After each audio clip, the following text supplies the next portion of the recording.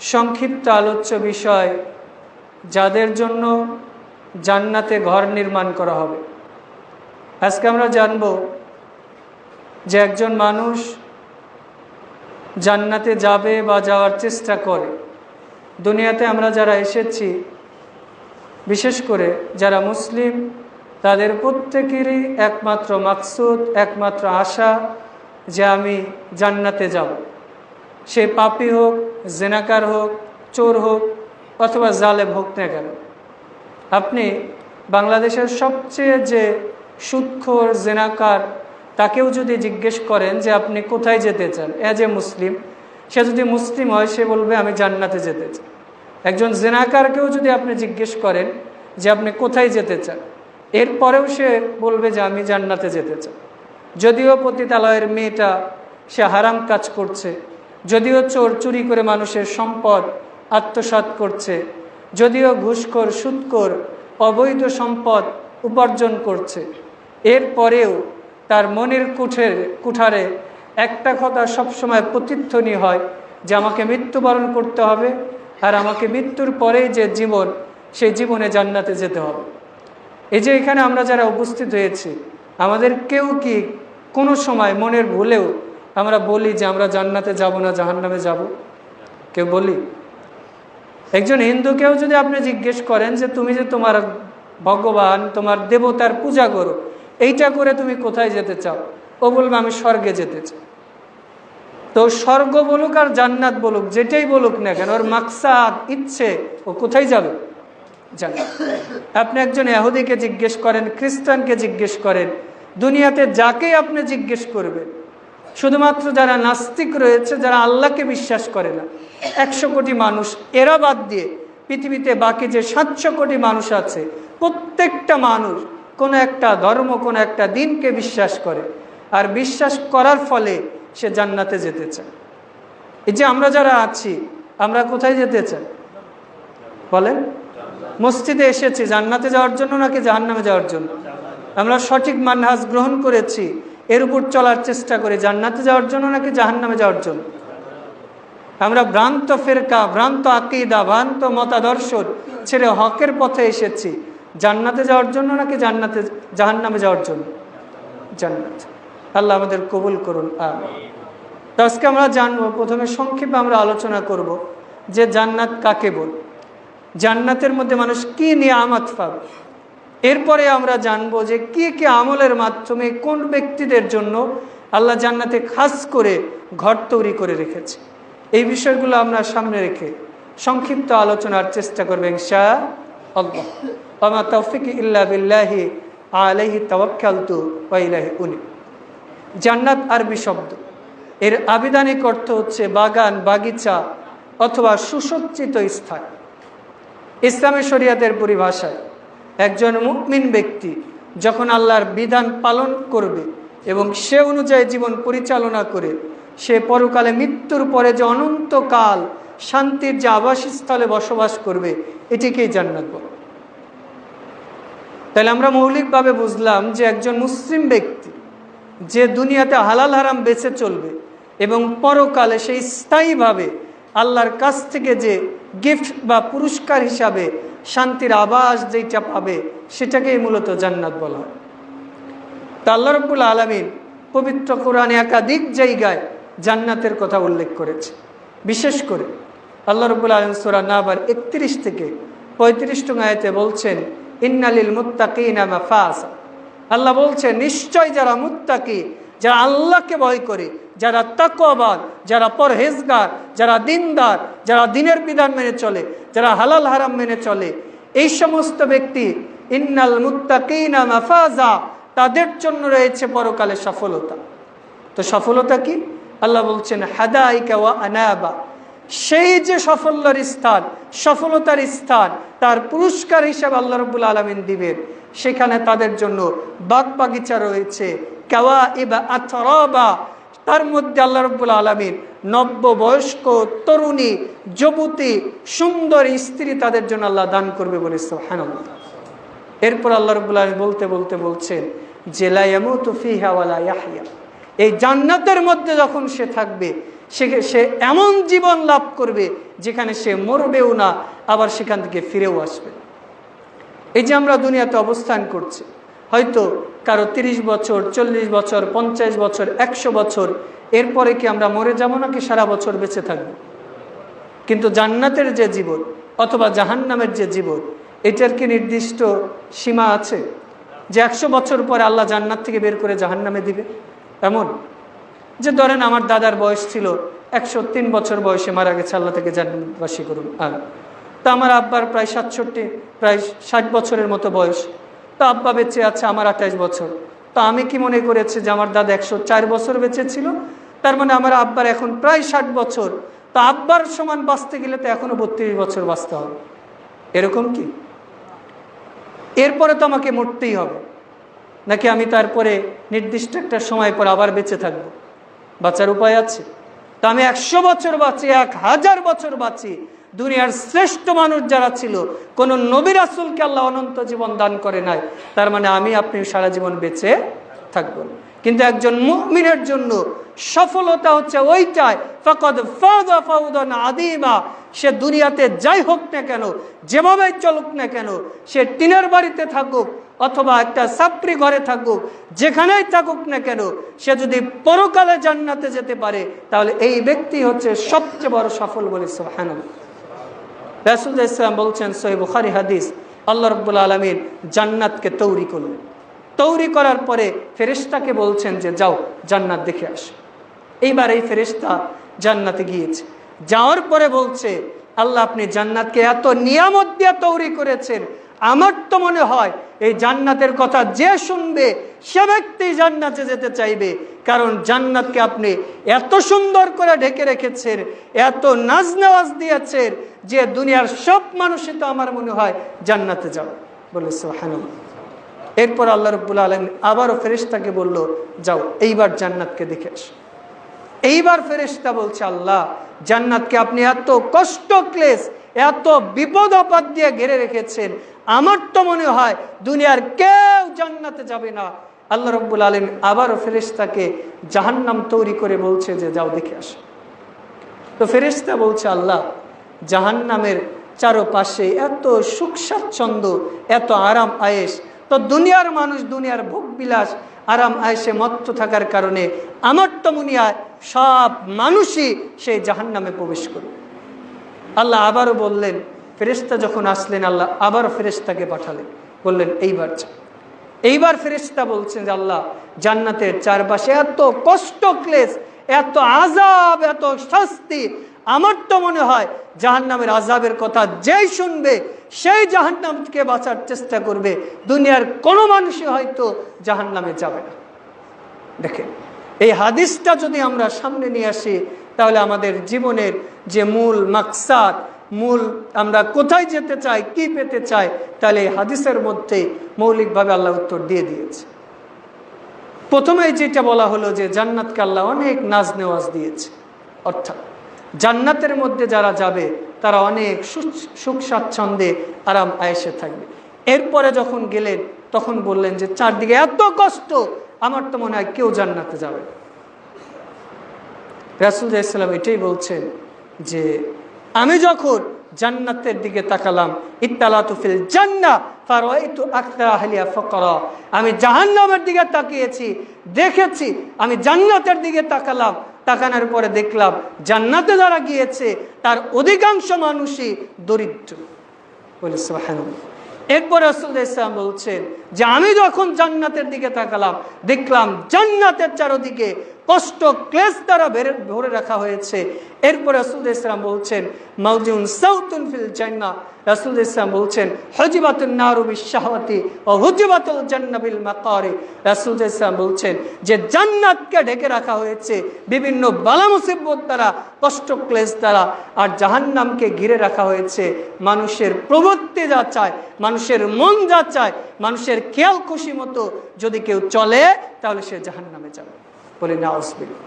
দেখেন, রাসূল ইসলাম বললেন যে জান্নাতের চারপাশে কষ্ট ক্লেশ তারা ঘিরে রেখেছে, অর্থাৎ জান্নাতে যেতে হলে আপনাকে আমাকে কঠোর পরিশ্রম করতে হবে।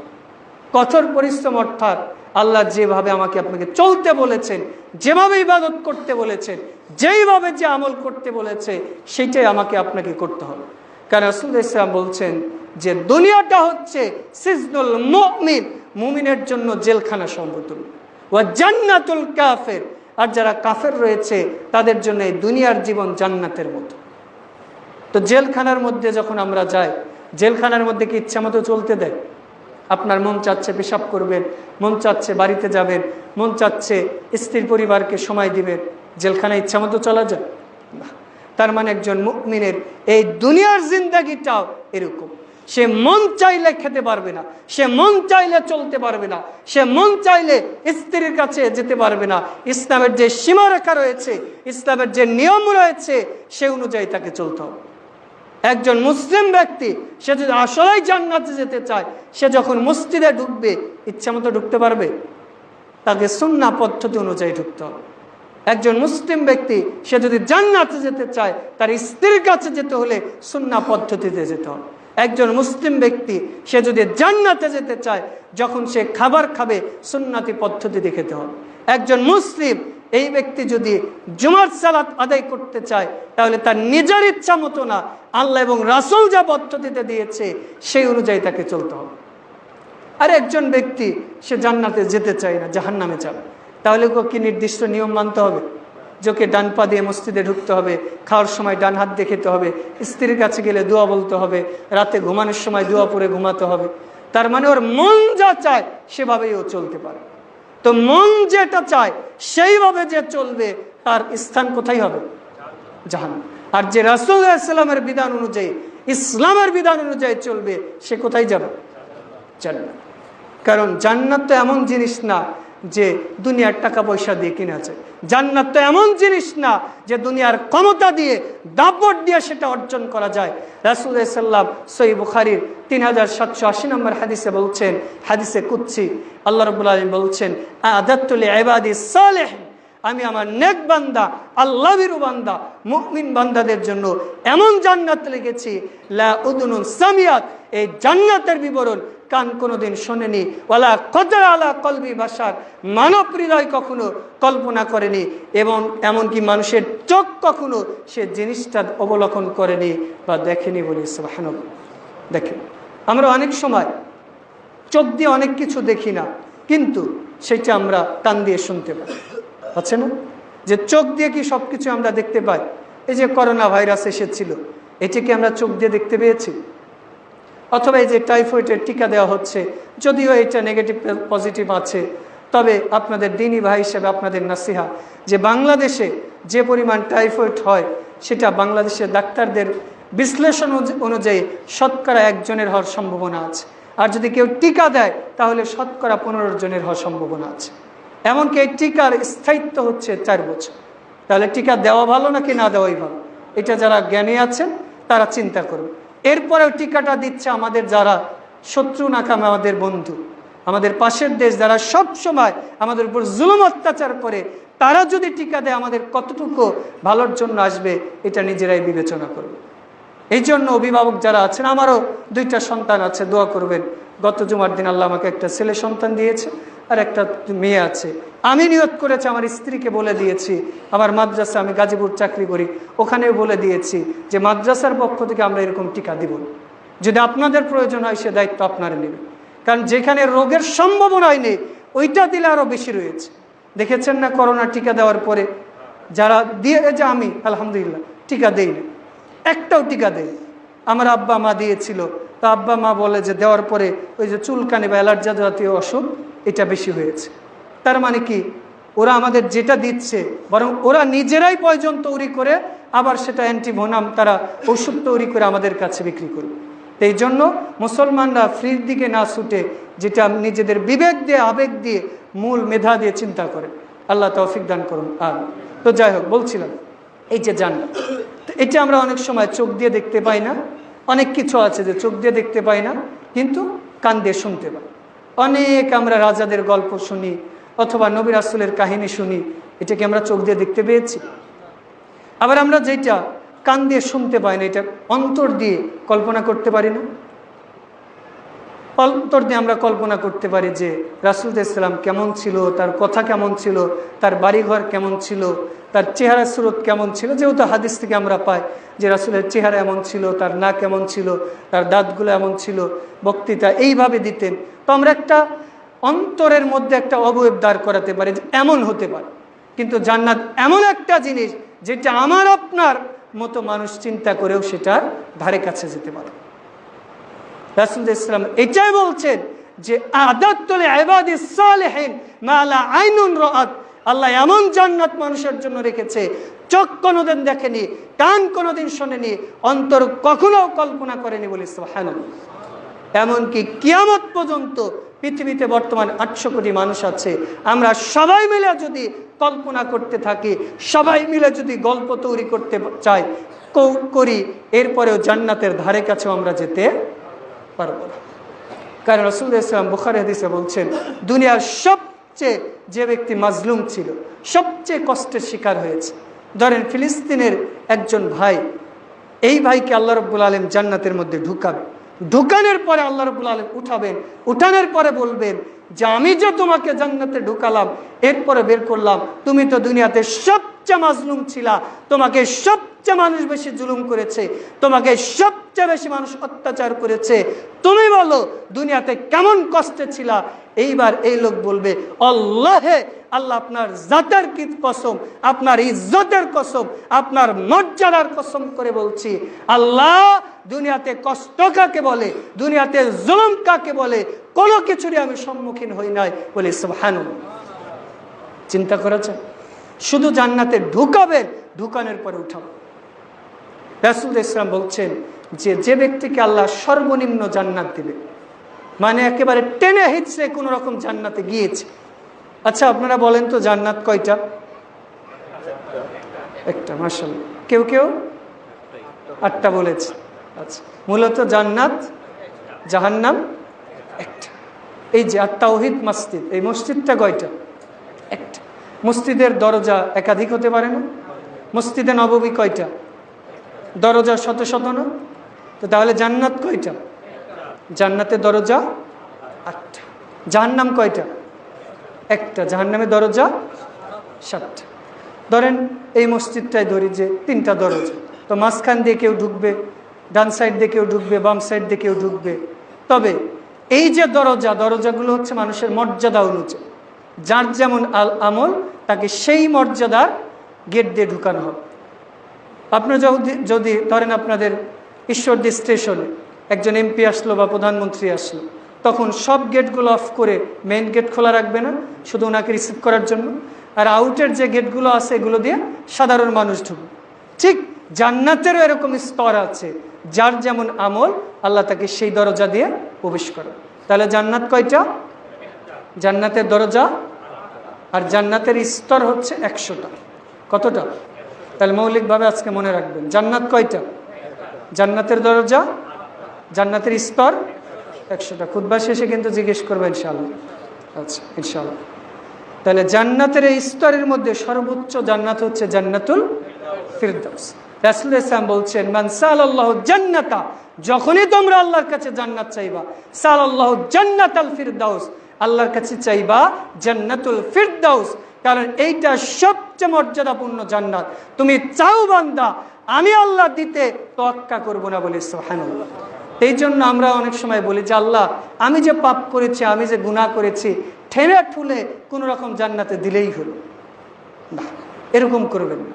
আল্লাহর তো এমন না যে গতবার এসএসসিতে পাস করেছে শতকরা 85%, এইবার 62%, 76%ই হয়।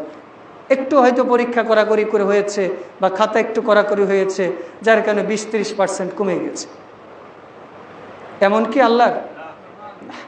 বরং আল্লাহ নিয়ামত ভিন্ন। আল্লাহ রাব্বুল আলামিনের কাছে আপনার চাইতে হবে। যদি আল্লাহ রাব্বুল আলামিন প্রতিদালয়ের মেয়েকে জান্নাত দিতে পারে, আমাকে আপনাকে দিবেন ইনশাআল্লাহ। আল্লাহ রাব্বুল আলামিন যদি বানী ইসরাঈলের সহিহ বুখারীর 2270 নম্বর হাদিস, এই ব্যক্তি জীবনে কোনোদিন ভালো কাজ করে না, মরার আগে তার ছেলেদেরকে ডেকে বলছে, আচ্ছা বলো তো আমি পিতা হিসাবে কেমন? তখন সন্তানরা বলছে যে হ্যাঁ, আপনি তো পিতা হিসাবে ভালো, আমরা দুনিয়াতে যা চেয়েছি আপনি তাই দিয়েছি। তবে এবার এই লোকটা বলছে যে আমি পিতা হিসাবে তোমাদের কাছে ভালো, কিন্তু বান্দা হিসাবে আল্লাহর কাছে আমি ভালো মানুষ না। আমি তো একটা সিজদাও করি নাই, আল্লাহর একটা ইবাদতও করি নাই। আল্লাহ যদি আমাকে ধরতে পারে এমন শাস্তি দিবেন, দুনিয়ার অন্য কোনো মানুষকে এত শাস্তি দিবেন না। তো সন্তানরা বলছে তাহলে কি করতে হবে? এইবার পিতা বলছে যে তাহলে তোমরা আমাকে পুড়িয়ে দিবা, পুড়িয়ে দেওয়ার পরে ছাই করে কিছু ছাই বাতাসে উড়িয়ে দিবা আর কিছু ছাই পানিতে ভাসিয়ে দিবা, তাহলে কি হবে? আল্লাহ আমাকে ধরতে পারবে। আচ্ছা বলেন তো, আল্লাহ ধরতে পারবে কি পারবে না? পারবে ইনশাআল্লাহ। তো কিয়ামতের মাঠে যখন আল্লাহ রাব্বুল আলামিন ওই ব্যক্তির নাম ধরে ডাকবে, এই লোকটা উপস্থিত হবে। উপস্থিত হওয়ার পরে আল্লাহ তো জানেন আলিমুল গায়ব, এরপরে জিজ্ঞেস করবেন কেন তুমি এই কাজ করেছে? তখন ওই ব্যক্তি বলবে আল্লাহ আমি দুনিয়াতে কোনো ভালো কাজ করি নাই, তবে আমার ঈমান ছিল, ইয়াকিন ছিল যে আপনি যদি আমাকে ধরতে পারেন আমাকে এমন শাস্তি দিবেন যেটা আমার সহ্য করার মতো ক্ষমতা নেই, এই জন্য আল্লাহ এই কাজ করেছিলাম, আমি তো ধরাই পড়ে গেল। তখন আল্লাহ রাব্বুল আলামিন বলবেন এই যে তোমার ঈমান ছিল, আমার প্রতি তোমার তাওয়াক্কুল ছিল, ভরসা ছিল, এই কারণে আমি আল্লাহ তোমাকে ক্ষমা করে দিলাম বলে সুবহানাল্লাহ। দেখেন, শুধু ঈমানের কারণে আর আল্লাহর প্রতি আশা রাখার কারণে আল্লাহ তাকে ক্ষমা করে দিল। অথচ আমরা অনেক সময় হতাশ হয়ে যাই যে আমার 50 বছর বয়স, আমি কোনোদিন সালাত পড়ি নাই, আমার 60 বছর বয়স, আমি কোনোদিন দান সদকা করি নাই, তো আমার কি অবস্থা হবে? আল্লাহ কি আমার তাওবা কবুল করবেন? আমি তো সালাত পড়ি নাই, জিনা ব্যভিচার করেছি, মানুষ হত্যা করেছি, কত কি করেছি, আল্লাহকে আমাকে ক্ষমা করবেন? অথচ আল্লাহ বলছেন উদউনি আস্তাজিব লাকুম, আমাকে ডাকো, আমি আল্লাহ তোমার ডাকে সাড়া দিই। সুবহানাল্লাহ। এমনকি রাসূল সাল্লাল্লাহু আলাইহি ওয়াসাল্লাম সহিহ বুখারী হাদিসে বলছেন যখন কোনো বান্দা তার অতীতের পাপের কারণে অনুতপ্ত হয়ে অনুশোচনা বোধ করে, এরপর আল্লাহর কাছে তাওবা করে ক্ষমা চায়, আল্লাহ রাব্বুল আলামিন বলছেন আমি ওই ব্যক্তিকে ক্ষমা করতে এত পছন্দ করি, এত খুশি হই, অন্য কোনো ইবাদতে এত খুশি হই না। সুবহানাল্লাহ। এই জন্য আমাদের উচিত যে আমরা আল্লাহর কাছে জান্নাতুল ফেরদাউস চাইব ইনশাআল্লাহ। এবার আমরা আসি যে জান্নাতের প্রশস্ততা কত বড়। রাসূল ইসলাম বলছেন যে জান্নাতের মধ্যে একটা গাছ আছে, এই গাছটার ছায়াটা এত বড় যে একটা দ্রুতগামী ঘোড়া যদি 100 বছর দৌড়াতে থাকে এরপরেও গাছের ছায়া শেষ করতে পারবে না। সুবহানাল্লাহ। একবার চিন্তা করে, একটা গাছের ছায়ার নিচে যদি দ্রুতগামী ঘোড়া 100 বছর দৌড়াতে থাকে এরপরেও গাছের ছায়া শেষ হবে না, তাহলে জান্নাত কত বড়।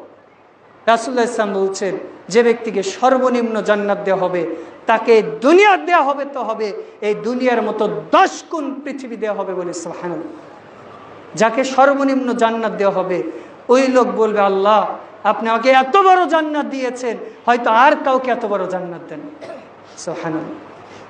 ওই যে ব্যাঙ যখন কূপের মধ্যে থাকে ও মনে করে যে আমি মনে হয় গোটা পৃথিবীর রাজা, তো সর্বনিম্ন যাকে জান্নাতে আল্লাহ দিবে সে মনে করবে যে আল্লাহ আমি তো সবচেয়ে বড় জান্নাতে আছি, তাহলে যারা জান্নাতুল ফিরদাউসে থাকবে তাদের স্তর কেমন হবে। সুবহানাল্লাহ। রাসূল ইসলাম বলছেন যে এক জান্নাতে আর এক স্তরের জান্নাতীদের এইভাবে তাকাবে, ওই উপরের স্তর জান্নাতীরা হেলান দিয়ে বসে থাকবে।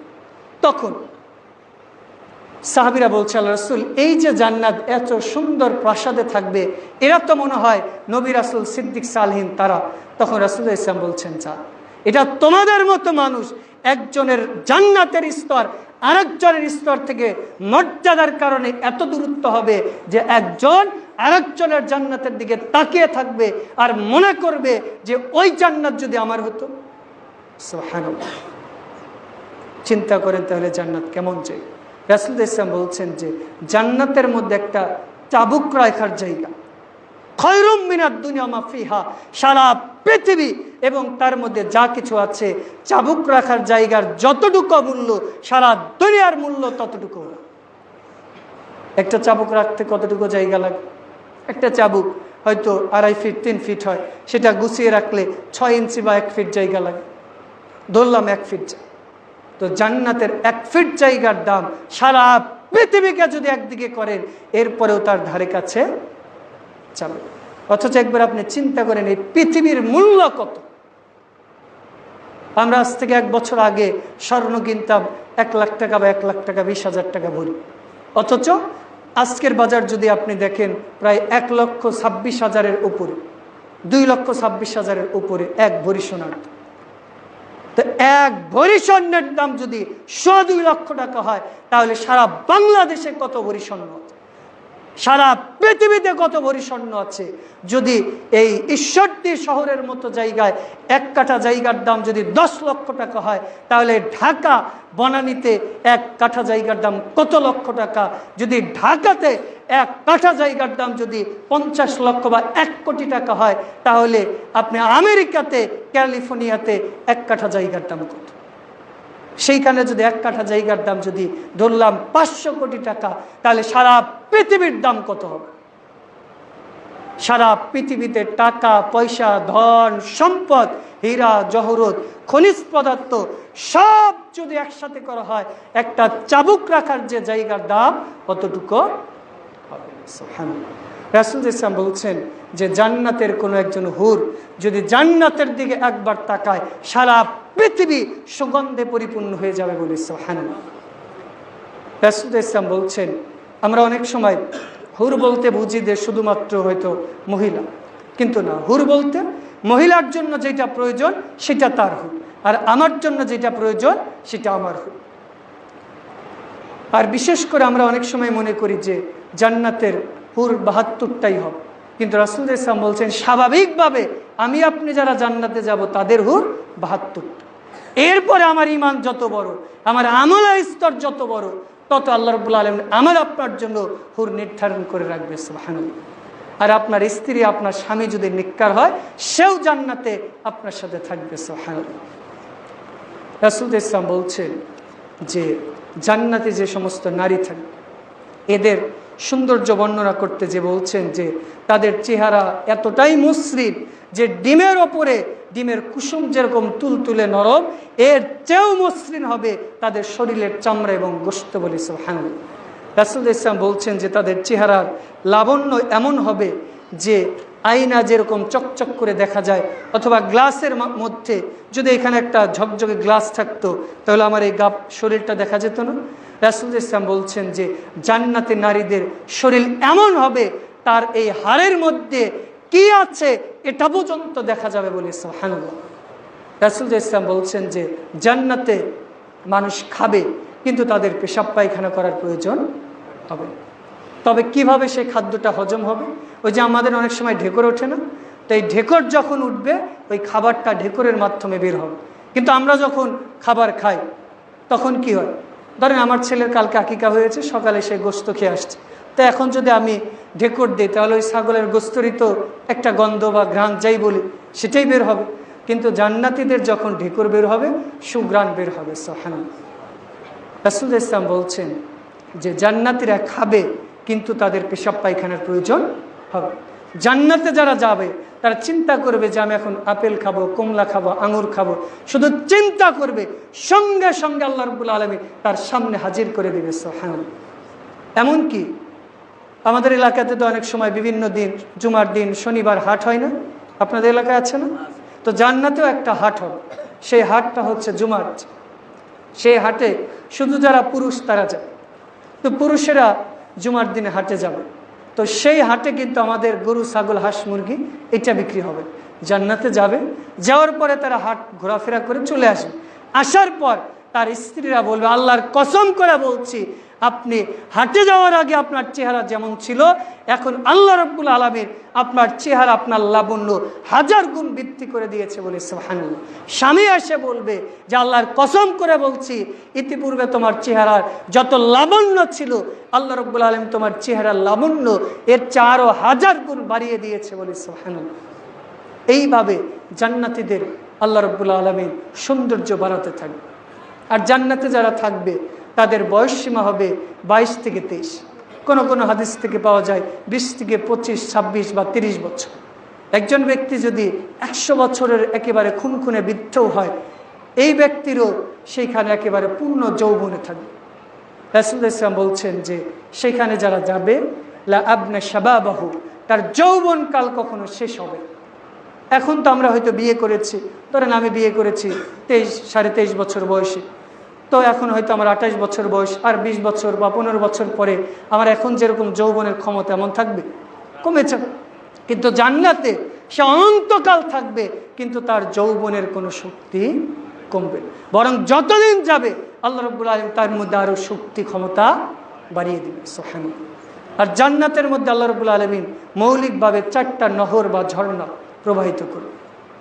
ইন্না ফিল জান্নাতি বাহরুল মাউ, জান্নাতের মধ্যে আল্লাহ রাব্বুল আলামিন পানির ঝর্ণা প্রবাহিত করবে। মাউ শারাব, আল্লাহ রাব্বুল আলামিন জান্নাতের মধ্যে মদের ঝর্ণা প্রবাহিত করবে বলে সুবহানাল্লাহ। ইন্না ফিল জান্নাতি বাহরুল লাবান, আল্লাহ রাব্বুল আলামিন জান্নাতের মধ্যে মানুষের জন্য দুধের ঝর্ণা প্রবাহিত করবে বলে সুবহানাল্লাহ। এরপর আল্লাহ রাব্বুল আলামিন জান্নাতের মধ্যে মানুষের জন্য মধুর ঝর্ণা প্রবাহিত করবে সুবহানাল্লাহ। আপনি এবার প্রশ্ন করতে পারেন যে জান্নাতের মধ্যে আমাদের মদ খেতে দিবে কেন? আপনি দুনিয়াতে মদ খেয়েছেন, মানে জান্নাতে আপনি মদ পান করতে পারবেন। এই জন্য তো রাসূল ইসলাম বলছেন যে পুরুষের জন্য স্বর্ণ অলংকার রেশমি কাপড় ব্যবহার করা হারাম।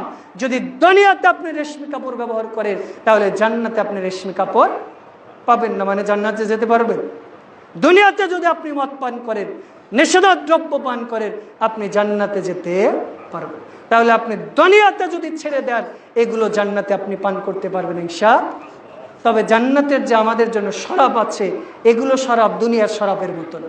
দুনিয়ার শরাব বা মদ খেলে আমাদের নেশা আসে, মাতাল হয়ে যায়, দুর্গন্ধ বের হয়ে যায়, কোনটা খেতে কোনটা খায়, কি বলতে কি বলি। জান্নাতে এমন না, বরং জান্নাতের শরাব কেমন সেটা আল্লাহু আলাম, আল্লাহই ভালো জানেন। এমনকি জান্নাতে আল্লাহ রাব্বুল আলামিন দুধের ঝর্ণা প্রবাহিত করবেন বলে সুবহানাল্লাহ। এবার আসি যে জান্নাতে যে মাটি কেমন হবে। রাসূল ইসলাম বলছেন যে জান্নাতের মধ্যে একটা নদী আছে, নহর আছে। সেই নহরের পানি যেগুলো, এগুলো দুধের চেয়ে একেবারে সাদা ধবধবে এবং মধুর চেয়ে সুমিষ্ট বলে সুবহানাল্লাহ। আর সেই পানি যেখান দিয়ে প্রবাহিত হবে, সেই ড্রেনের চারপাশে স্বর্ণ মণি মুক্তা খচিত থাকবে বলে সুবহানাল্লাহ। আর নিচের দিকে যেটা মাটি, সেটা হচ্ছে জাফরানের মতো সুঘ্রাণযুক্ত হবে বলে সুবহানাল্লাহ। রাসূল ইসলাম বলছে যারা মুমিন তাদেরকে হাউদে কাউসারের পানি পান করানো হবে। যদি একবার কেউ পানি পান করে, সে কখনো পিপাসিত হবে না। সুবহানাল্লাহ। এই যে জান্নাত, এই জান্নাতে আমাদের যাওয়ার প্রয়োজন আছে কি না? তাহলে জান্নাতে যেতে হলে আল্লাহর যে ইবাদত বন্দেগী, এগুলো করতে হবে, নাকি শুধু জান্নাতে যাব এই বললেই হবে? এই যে আপনাদের পাশে যেহেতু কুষ্টিয়া, সম্ভবত লালন শাহর পূজাই বলি আমি, শুরু হয়ে গেছে, হয়তো কেউ কষ্ট পেতে পারে। তো লালন শাহ সে নিজে মুসলিম ছিল না অমুসলিম ছিল, তার নিজের ধর্মীয় কোনো পরিচয় নেই, অথচ আমরা মুসলিম নামধারী হয়ে তাদের পিছনে ঘুরে বেড়াই। ট্রেনে আসার সময় দেখলাম সাদা কাপড় পরে তাদের ওইদিকে যাচ্ছে, অথচ সে নিজেকে মুসলিম বলেই দাবি করতো না, সে কোনো ধর্মেরই অনুসরণকারী ছিল না, তার পিছনে আমরা ঘুরে বেড়াচ্ছি। তার এই সমস্ত ভ্রান্ত কুফরি মতবাদ, লালন মতবাদকে আমরা এগুলো বুকে ধারণ করছি। এমনকি গান বাজনার মাধ্যমে কিছু বক্তাও আছে, ওয়াজের মাধ্যমে তার সেই গানগুলোকে প্রমোট করছে নাউজুবিল্লাহ। এই জন্য আপনার যদি কেউ তাকে মহাব্বত করে থাকেন, ভালোবেসে থাকেন, রাসূলুল্লাহ সাল্লামের ভাষা অনুযায়ী যার সাথে যার মহাব্বত, কিয়ামত তার সাথে। যার ধর্মীয় কোনো পরিচয় ছিল না, যার কোনো ব্যক্তিত্ব ভারত্ব বলতে কিছু ছিল না, সেই ব্যক্তিকে যদি আপনি অনুসরণ করেন, অথচ পৃথিবীর শ্রেষ্ঠ মানুষ মুহাম্মদ সাল্লাল্লাহু আলাইহি সাল্লাম, তার অনুসরণ বাদ দিয়ে আমরা ব্যক্তির অনুসরণ করছি, মানুষের অনুসরণ করছি, অথবা নির্দিষ্ট তরিকার অনুসরণ করছি। এই যে আমরা মানুষের তরিকা, পথ পদ্ধতি অনুসরণ করছি, এগুলো অনুসরণ করে কি আদৌ জান্নাতে যাওয়া সম্ভব? না। জান্নাতে যেতে হলে ক্বাল আল্লাহ ক্বাল রাসূল, আল্লাহ এবং রাসূলের আনুগত্য ছাড়া জান্নাতে যাওয়া যাবে। কারণ আল্লাহ রাব্বুল আলামিন সূরা নিসা 4 নম্বর সূরার 59 নম্বর আয়াতে বলছেন, ইয়া আইয়ুহাল্লাযীনা আমানু আতিউল্লাহ ওয়া রাসূল, হে ঈমানদারেরা আল্লাহ এবং তার রাসূলের আনুগত্য করো, ওয়া উলিল আমরি মিনকুম, এবং তোমাদের মাঝে যারা আদেশদাতা অর্থাৎ হক্কানি আলেম রয়েছে, যারা মানুষকে তা'মুরুনা বিল মা'রুফ ওয়া তানহাউনা আনিল মুনকার, মানুষকে হালাল এবং হারামের দাওয়াত দেয়, মানে হালালের রাস্তা দেখায়, হারাম থেকে মানুষকে দূরে রাখে, এদের পথে চলো। এদের অনুসরণ করো। অথচ অনেকে আয়াতের অপব্যাখ্যা করে বলছে যে অলিয়া উলিয়া যারা আছে তাদের অনুসরণ করতে হবে। অথচ অলিয়া উলিয়া হয়েছে কিন্তু সালাত পড়ে না, পর্দা নাই, মদ খায়, জিনা ব্যভিচার করে ইত্যাদি বেপর্দা হয়ে চললে মূলত শয়তানের অলি, এ আল্লাহর অলি না। এই জন্য এই সমস্ত ভ্রান্ত মানুষ থেকে দূরে থাকতে হবে। আল্লাহ আমাদের তৌফিক দান করুন। আমিন। এবার আসি যে জান্নাতে আল্লাহ রাব্বুল আলামিন কাদের জন্য ঘর তৈরি করে। মৌলিকভাবে রাসূল ইসলাম বলছেন, বুখারী হাদিস, মান বানা মাসজিদা লিল্লাহি বানাল্লাহু বাইতান ফিল জান্নাহ। সহিহ মুসলিম প্রথম খণ্ডের 256 নম্বর হাদিস। কোনো ব্যক্তি যদি আল্লাহর জন্য ঘর তৈরি করে, মসজিদ তৈরি করে, আল্লাহ রাব্বুল আলামিন এই ব্যক্তির জন্য জান্নাতে ঘর তৈরি করে বলে সুবহানাল্লাহ। রাসূল ইসলাম বলছেন যে কোনো ব্যক্তি যদি একটা ছোট্ট পাখির বাসার মতো একটা মসজিদও তৈরি করে, এই ব্যক্তির জন্য আল্লাহ জান্নাতে ঘর তৈরি করে বলে সুবহানাল্লাহ। সাহাবীরা জিজ্ঞেস করছেন যে ছোট্ট পাখির বাসার মতো মসজিদ দিয়ে কী হবে, এখান থেকে মানুষ কিভাবে উপকৃত হবে? রাসূল ইসলাম বলছেন যে এইটার অর্থ যে মসজিদ নির্মাণ কাজে যে যেইভাবেই পারুক, অর্থ দিয়ে, শ্রম দিয়ে, পরামর্শ দিয়ে, যে যেইভাবে পারুক সামান্য পরিমাণ যদি সহযোগিতা করে, তাহলে এই ব্যক্তির জন্য জান্নাতে আল্লাহ। আর যারা পক্ষান্তরে মসজিদ ভাঙার চেষ্টা করে, মাদ্রাসা ভাঙার চেষ্টা করে, তাদের জন্য আল্লাহ জান্নাতে ঘর তৈরি করবেন নাকি জাহান্নাম? তো এই জন্য যদি কেউ মসজিদ নিয়ে হিংসা বিদ্বেষ পোষণ করে, অত্যাকুল্লাহ, আল্লাহকে ভয় করে, কারণ আপনি দুনিয়াতে ক্ষমতা আছে, দাপট আছে, মৃত্যুবরণ করলে আপনার এই ক্ষমতা, এই দাপট শেষ হয়ে যায়। আল্লাহ হেফাজত করুন। আর রাসূল ইসলাম বলছেন সহিহ বুখারীর প্রথম খণ্ডের 660 নম্বর হাদিস, সাবাতুন ইদিল্লুহুমুল্লাহ ফি দিল্লি লা দিল্লা ইল্লা দিল্লুহু শাব। রাসূল ইসলাম বলছেন যে কিয়ামতের দিন আল্লাহর আরশের নিচে 7 শ্রেণীর ব্যক্তি ছায়া পাবে, এছাড়া কোনো ব্যক্তি আল্লাহর আরশের নিচে ছায়া পাবে না। তার অন্যতম হচ্ছে যে ব্যক্তির অন্তর সবসময় মসজিদের সাথে লটকানো থাকে, অর্থাৎ সে মসজিদকে ভালোবাসে, মসজিদের উন্নয়নের জন্য চিন্তা ফিকির করে। জুমার সালাত আদায় করেছে, সে চিন্তা করছে যে তাড়াতাড়ি বাড়িতে যেতে হবে, আবার খাওয়া দাওয়া করে আসর সালাতে রাখতে হবে, আসর সালাতে আসতে হবে। সে চিন্তা করছে যে আসর সালাতের আজান তো 3:30টায়, মুয়াজ্জিন এখন আজান দিচ্ছে না, তাড়াতাড়ি যায়, হয়তো মুয়াজ্জিনের কোনো সমস্যা হয়েছে, অথবা মসজিদে একটা ফ্যান নষ্ট হয়েছে, লাইট নষ্ট হয়েছে। সে চিন্তা করছে কিভাবে এটা ঠিক করা যায়, অথবা মসজিদের কোনো কিছু প্রয়োজন, সে রাত দিন চিন্তা করছে যে এই জিনিসটা কিভাবে মসজিদের ব্যবস্থা করা যায়। এই যে এই সমস্ত ব্যক্তির জন্য আল্লাহ জান্নাতে ঘর তৈরি করে বলে সুবহানাল্লাহ। এছাড়া যারা দিনে রাতে 10 অথবা 12 রাকাত সুন্নাত সালাত আদায় করে, এদের জন্য আল্লাহ জান্নাতে ঘর তৈরি করে সুবহানাল্লাহ। সহিহ মুসলিমের 1161 এবং 62 নম্বর হাদিস, রাসূল ইসলাম বলছেন যে কোনো ব্যক্তি যদি দিনে এবং রাতে 10 অথবা 12 রাকাত সুন্নাত সালাত আদায় করে, সুন্নাতে মুআক্কাদা, এই ব্যক্তির জন্য আল্লাহ জান্নাতে একটা ঘর তৈরি করে বলে সুবহানাল্লাহ। সেই 10 বা 12 রাকাত কখন? রাকাতাইনে ক্বাবলাল ফজর, 2 রাকাত ফজর সালাতের পূর্বে। তবে কেউ যদি কারণবশত এসে দেখে ফজরের রক্ত শুরু হয়ে গেছে, জামাত শুরু হয়ে গেছে, সে ফজরের সালাত আদায় করবে, এরপরে সে সুন্নাত সালাত আদায় করবে। কিন্তু আমাদের দেশে দেখা যায় ফরজ সালাতের জামাত শুরু হয়েছে, সে সুন্নাত পড়তেই আছে। আমি তাদেরকে এইভাবে উদাহরণ দিই, কেউ মনে কষ্ট পাবেন না বা কেউ খারাপ মনে করবেন না। একজন গাছে উঠেছে লুঙ্গিপুর, তো তার লজ্জাস্থান ঢাকা ফরজ নাকি সুন্নাত? ফরজ। আর হাঁটু ঢাকা সালাতের ক্ষেত্রে ফরজ, কিন্তু স্বাভাবিকভাবে সুন্নাত। তো এখন আপনি গাছে উঠেছেন, এখানে রাস্তার নিচ দিয়ে মানুষজন যাচ্ছে, তো আপনি চিন্তা করছেন যে আমি সুন্নাত বাঁচাই, তো সুন্নাত বাঁচাতে যে আপনার ফরজ তরফ হয়ে যাচ্ছে। ঠিক আমিও তাদের বলি যে আপনি সুন্নাত বাঁচাতে গেলে কিন্তু আপনার ফরজটাই তো ছুটে যাচ্ছে। অথচ রাসূলুল্লাহ ইসলাম তিরমিজি হাদিসে বলছেন, ইদা উকিমাতিস সালাত লা সালাতা ইল্লা সালাতুল মাকতুবা, যখনই ফরজ সালাতের ইকামত হবে, ফরজ সালাত ব্যতীত দুনিয়াতে আর কোনো সালাত নেই। আপনি আসর সালাতের সময় মসজিদে ঢুকেছেন, জোহর সালাত আদায় করেন নাই, ফরজ আদায় করছেন, তখন আপনার ফরজ শেষ করে জামাতে যুক্ত হবে।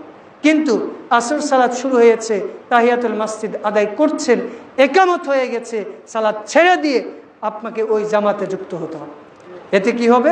প্রথমত আপনি সুন্নাতের অনুসরণ করলেন, দ্বিতীয়ত আপনি ওই সালাত যদি আদায় নাও করেন নিয়তের কারণে, আল্লাহ আপনাকে নেকি দিয়ে দেবেন ইনশাআল্লাহ। ফজর আগে পড়তে পারেন না, পরে পড়ুন, কারণ রাসূলুল্লাহ সাল্লাল্লাহু আলাইহি ওয়াসাল্লাম বলছেন রাকাতুল ফাজরি খায়রুম মিনাদ দুনিয়া মা ফিহা, ফজরের পূর্বে 2 রাকাত সুন্নাত সালাত সারা দুনিয়া এবং তার মধ্যে যা কিছু আছে সব কিছুর চেয়ে উত্তম বলে সুবহানাল্লাহ। এরপর জোহরের আগে 2 অথবা 4, কোনো হাদিসে আছে 2, কোনোটা আছে 4 রাকাতাইনে ক্বাবলা জোহর, কোনো হাদিসে আছে 4 রাকাত, অর্থাৎ জোহরের আগে 2 অথবা 4, এরপরে পরে হচ্ছে 2 রাকাত, মাগরিবের পরে 2, ইশার পরে 2, এই সর্বমোট 10 অথবা 12 রাকাত আদায় করলে বানাল্লাহু বাইতান ফিল জান্নাহ, এই ব্যক্তির জন্য আল্লাহ জান্নাতে ঘর তৈরি করে দেয় বলে সুবহানাল্লাহ। এছাড়া যারা তাকওয়া অবলম্বন করে, আল্লাহকে ভয় করে, আল্লাহর প্রতি অটুট বিশ্বাস, এই সমস্ত ব্যক্তিদের জন্য আল্লাহ জান্নাতে ঘর তৈরি করে সুবহানাল্লাহ। সূরা রহমান 55 নম্বর সূরার 46 নম্বর আয়াতে আল্লাহ বলছেন ওয়ালিমান খাফা মাকামা রাব্বিহি জান্নাতান, যে ব্যক্তি আল্লাহর সামনে দাঁড়াতে ভয় করে তার জন্য রয়েছে 2টি জান্নাত বলে সুবহানাল্লাহ। তার মানে আমরা যদি তাকওয়া অবলম্বন করি, তাওয়াক্কুল করে আল্লাহর প্রতি ভরসা করি, আমাদের জন্য আল্লাহ জান্নাত রেখে দিয়েছে। এমনকি আপনি যে ইবাদত করেন, যে আমলই করেন না কেন, যদি আপনার সেই ইবাদতের মধ্যে, সেই আমলের মধ্যে যদি তাকওয়া না থাকে, তাহলে আল্লাহ সেই কোন ইবাদত কবুল। এই যে আমরা জুমার দিন এসেছি, হজ করি, জাকাত দিই, ইত্যাদি ইত্যাদি করি, তবে আমার ছেলে হয়েছে, কালকে সুন্নাহ পদ্ধতি অনুযায়ী আকিকা করেছি, দোয়া করবেন, ছেলের নাম রেখেছি সাইফুল্লাহ। সাইফুল্লাহ মানে হচ্ছে আল্লাহর সিংহ, এই নিয়তে রেখেছি যাতে আল্লাহকে দিনের একজন দায়ী, দিনের যোদ্ধা হিসাবে কবুল করেন, আমিন। আর মেয়ের নাম রেখেছে রুফাইদা। রুফাইদা হচ্ছে ইসলামের ইতিহাসের প্রথম যারা যোদ্ধা ছিল তাদের চিকিৎসক। তো নিয়ত আছে আল্লাহ রাব্বুল আলামিনের জন্য সঁপে দিয়েছে, যেহেতু আমার স্ত্রীও আলেমা, দোয়া করবেন আমাদের সন্তানদেরকে যেন আল্লাহ মানুষ এবং জিন শয়তানকে হেফাজত করে কবুল করেন, আমিন। অনেক সময় আমরা কি করি, আল্লাহর প্রতি তাওয়াক্কুল করি, যে অনেক সময় বাচ্চা কাচ্চা পেটে হলে আল্লাহর প্রতি তাওয়াক্কুল করি না। মা বোনেরা বলে যে অমুক ভাবের অপারেশন করে হয়েছে, আমার সন্তান বেঁকে গেছে, পানি কম হয়ে গেছে, ওয়েট 3 কেজি 3.5 কেজি হয়ে গেছে, অপারেশন না করলে হবে না, ইত্যাদি ইত্যাদি বল। কিন্তু আপনার আল্লাহর প্রতি তাওয়াক্কুল করুন। কারণ আমার প্রথমটা সেটাও নর্মালে হয়েছে, 3 কেজি 200 গ্রাম হয়েছিল, এটাও প্রায় 3 কেজির উপরে, এটাও আল্লাহ নর্মালে দিয়েছে। তা আমি আমার স্ত্রীকে বলেছি যে আল্লাহর প্রতি ভরসা, ইনশাল্লাহ আমার মায়ের যদি 7টা 8টা ছেলে মেয়ে নর্মালে দিতে পারে, আমার দাদার যদি 16টা ছেলে মেয়ে 10টা এখনো বেঁচে আছে নর্মালে দিতে পারে, আমাকেও আল্লাহ দিবে ইনশাআল্লাহ। তা আল্লাহ সহজ করে দিবে। আল্লাহ বলছে যে আমি সহজ করে দিয়েছি সন্তান হওয়ার রাস্তাকে, আর আমরা ডাক্তারের ওপরে ভরসা করার কারণে আল্লাহ কঠিন করে দিই। এই যে গত 1 বছর আগে আমি গিয়েছিলাম আমার সমস্যার কারণে ডাক্তারের কাছে, ওই ডাক্তার বলছে যে হুজুর, একজন মহিলার পেটে বাচ্চা হয়েছে, 8 মাস বয়স, 8 মাসের মধ্যে সে 9 বার আলটা করেছে। তোর 8 জন ডাক্তারের কাছে যদি পেটই দেখাতে হয়, ওর ছেলে নর্মাল হবে কিভাবে? অথচ আমাদের স্ত্রীদের বলা আছে সন্তান হওয়ার আগ পর্যন্ত যতক্ষণ তোমার নিঃশ্বাস আছে জোরে শব্দ করবো না, বেগানা মানুষ যেন শুনতে না। অথচ তার পেট হাজার হাজার মানুষকে দেখাচ্ছে, ওই পেট থেকে নেক্সট সন্তান হবে কিভাবে? এই জন্য আল্লাহর প্রতি তাওয়াক্কুল করবে যে আল্লাহ যদি গরু ছাগলকে নর্মালে বাচ্চা দিতে পারে, আমাকে আপনাকেও দিবে। কি দিবে না? আমার দাদি গল্প করে যে দাদি নাকি যখন ছোট চাচা কাপড় ধুতে গোসল করতে গেছে, কখন হয়ে গেছে দাদি বুঝতেই পারে। ওই যে আগেকার আমাদের দেশে সিরাজগঞ্জে বলে যে বারাবাধা বলে, মানে ঢেকিতে ধানই করতো। তো দাদি বলছে 2 মণ ধান বাধাই করার পরে পুকুরে গিয়েছে কাপড় ধুতে। অথচ আমাদের মা বোনেরা বাচ্চা হওয়ার পর থেকে বলে যে 3 মাস এই করা যাবে না, ওই করা যাবে না। এগুলো সব ভাউতাবাজ। বরং নর্মালভাবে চলাফেরা করেন। অন্তত আধুনিক বিজ্ঞান কি বলে, নর্মালে বাচ্চা হতে হলে অন্তত এই পেশিটা 40 মিনিটের মতো নর্মাল হাঁটা চলা করতে হবে, স্বাভাবিক কাজকর্ম যেগুলো সেগুলো করার। কিন্তু বসে খাওয়াবেন, দেখবেন আপনার বাচ্চাও হবে না, বিভিন্ন রোগ ব্যাধি হবে। আল্লাহ হেফাজত করেন, আমিন। বিশেষ করে খুতবার সময় শেষের দিকে চলে এসেছি, রাসূল ইসলাম বলছেন কেউ যদি দিনে 10 বার সূরা ইখলাস পড়ে, আল্লাহ এই ব্যক্তির জন্য জান্নাতে ঘর তৈরি করে। সুবহানাল্লাহ। হাদিসটা রয়েছে মুসনাদ আহমদ 15610 নম্বর হাদিস। এই জন্য চেষ্টা করবে সূরা ইখলাস দিনে এবং রাতের মধ্যে অন্তত 10 বার পড়ে। এরপর রাসূল ইসলাম বলছেন বিপদ আপদে যারা ধৈর্য ধরে সবর করে, আল্লাহ রাব্বুল আলামিন এই ব্যক্তিদেরকে জান্নাতে ঘর দিয়ে দেবে। সুবহানাল্লাহ। যেরকম আবারও বলে, নিজের কথা বারবার বলছি, গত জুমার দিন আমার প্রোগ্রাম ছিল শরীয়তপুর, আমি তো থাকি গাজীপুর, এয়ারপোর্টের কাছে পার হয়ে গেছি, আমার আব্বা ফোন দিয়ে বলছে যে তোমার স্ত্রীর তো ব্যথা শুরু হয়েছে, কি করব? তো আমি চিন্তা করলাম 1.5 মাস আগে কথা দিয়েছি, যদি ফিরে যাই আমার শ্বশুর বাড়ি শেরপুর, তো আমি গেলে কতটুকু উপকার হবে। তো আমি আমার শাশুড়ি বাজার দায়ী মহিলা তাদের বলে দিলাম। এরপর আল্লাহর প্রতি তাওয়াক্কুল, এরপরে শ্যালককে বললাম যে মেসেজ দিও। তো আল্লাহর রহমতে কি জোহর আসর পর আরেকটা প্রোগ্রাম ছিল, তো প্রোগ্রামে আলোচনা শুরু করেছি। তার আগে আমার স্ত্রীর যে ভাবি সে বলল যে ব্যথা হয়েছে, হয়তো বাচ্চা উঠবে। আমি বললাম তাওয়াক্কাল তাআলা, আল্লাহর উপর ভরসা করেন, সমস্যা হলে আমাকে মেসেজ দিন। এদিকে লাইভ প্রোগ্রাম হচ্ছে, তো হঠাৎ করে আমার মনে হলো যে শ্যালককে একটা মেসেজ দিই। মেসেজ দিয়ে দিলাম, বলছে যে 10 মিনিট আগে আল্লাহ একটা পুত্র সন্তান দিয়েছে, আলহামদুলিল্লাহ। দেখেন, আমি যদি হা হুতাশ করে প্রোগ্রাম বাদ দিয়ে চলে যেতাম, এখন অনেকেই বলতে পারে যে হুজুর স্ত্রীর প্রতি মহব্বত বা ভালোবাসা নেই। আমার স্ত্রীর প্রতি আমার কত মহব্বত সেটা আপনাকে বোঝাতে পারে। কারণ আপনি মনে করেছেন যে শুধুমাত্র স্ত্রীর কাছে গেলাম, এই করলাম, ওই করলাম, এটা খাওয়ালাম, ওটা খাওয়ালাম। যদি মহব্বত আপনার ছেলের প্রতি থাকে, ছেলে মেয়ের প্রতি থাকে, আল্লাহর কাছে কান্না করে বল। আপনি যে আপনার স্ত্রীকে ভালোবাসেন, কয়দিন আল্লাহর কাছে দোয়া করেছেন, কয়দিন স্ত্রীর জন্য কান্না করেছেন, কয়দিন স্ত্রীর নামে আল্লাহর কাছে দান করেছেন, কয়দিন সন্তানের নামে, স্ত্রীর নামে নফল সিয়াম পালন করেছেন। অথচ ভালোবাসার নামে ফেসবুক, ইউটিউবে ছবি ছেড়ে বলছেন চিল করছি, ট্যুরে যাচ্ছি, এইটা ভালোবাসা না। যদি আসলেই আপনি আদর্শবান স্বামী হতে চান, স্ত্রী যে আল্লাহর কাছে বলেন, আল্লাহর কাছে কান্নাকাটি করেন, আল্লাহ আপনাকেও ভালোবাসবে, আপনার সন্তানাদিকেও ভালোবাসবে ইনশাআল্লাহ। খুতবার শেষ দিকে চলে এসেছি। বিশেষ করে যারা সালাতে দাঁড়ায় এবং প্রথম কাতারে দাঁড়ায়, আল্লাহ এই সমস্ত ব্যক্তিদের জন্য জান্নাতে ঘর তৈরি করে, সুবহানাল্লাহ। বিশেষ করে যারা মসজিদে আসে এবং ফাঁকা জায়গায়, কাতারে ফাঁকা জায়গা বন্ধ করে রাখে, এদের জন্য আল্লাহ জান্নাতে ঘর তৈরি করে, সুবহানাল্লাহ। বিশেষ করে যে সমস্ত ব্যক্তিরা গরিব অসহায়কে সহযোগিতা করে, এই সমস্ত ব্যক্তিদের জন্য আল্লাহ জান্নাতে ঘর তৈরি করে।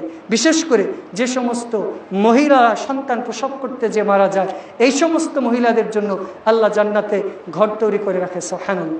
বিশেষ করে যে সমস্ত মা বোনের নফল সালাত আদায় করে, স্বামীর জন্য নিয়মিত দোয়া করে, স্বামীর আনুগত্য করে, তারা জান্নাতে যাবে তো যাবে, তাদের জন্য আল্লাহ জান্নাতে খাস করে ঘর তৈরি করে, বলে সুবহানাল্লাহ। আল্লাহ রাব্বুল আলামিন আমাদের যে কথাগুলো বললাম, এই কথাগুলো শোনার পাশাপাশি আমল করার তৌফিক দান করুন, আমিন।